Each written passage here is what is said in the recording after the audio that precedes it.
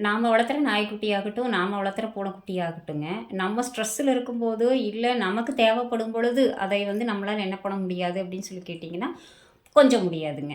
அதே சமயம் நம்ம ரொம்ப அ ரஷ்அப் பண்ணி எங்கேயாவது வெளியில கிளம்பிட்டு இருக்கும் பொழுது, இல்ல வீட்டுக்கு வந்து இந்த வேலையெல்லாம் இருக்கு அப்படிங்கும்போது, நாய்க்குட்டியாகட்டும், பூனைக்குட்டியாகட்டும் நம்ம கூட டைம் ஸ்பெண்ட் பண்ணுறதுக்கு அதுவே ஆட்டோமேட்டிக்கா வருங்க. அப்ப என்னதான் சொல்றது இதை பத்தி அப்படின்னு சொல்லி கேட்டாங்க.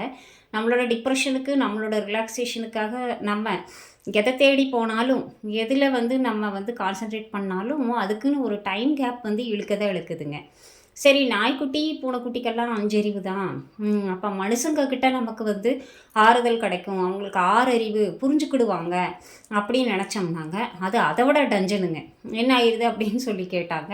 நாய்க்குட்டி, பூனைக்குட்டியாவது ஒரு சமயம் கைவிட்டா, ஒரு சமயம் வந்து என்ன பண்ணுது அப்படின்னு சொல்லி கேட்டா, ஏதோ நம்மள வந்து இத்துணூண்டு ரிலாக்ஸ் பண்ண ட்ரை பண்ணுதுங்க. மனுஷங்க அதுவும் இல்லைங்க. இன்னும் கொஞ்சம் டிப்ரஷனையும் இதையும் என்ன பண்ணிக்கிறாங்க அப்படின்னு சொல்லி கேட்டா, அதிகப்படுத்திக்கிறாங்க. எனக்கும் கூட தான் பிரச்சனை இருக்கு அப்படிங்கிற மாரி ஆரம்பிச்சு, அவங்களோடது நம்மள கேட்க வச்சர்றாங்க. நமக்கு இன்னும் என்ன ஆயிருது அப்படின்னு சொல்லி கேட்டா, ப்ரெஷர் அதிகம் ஆயிருது.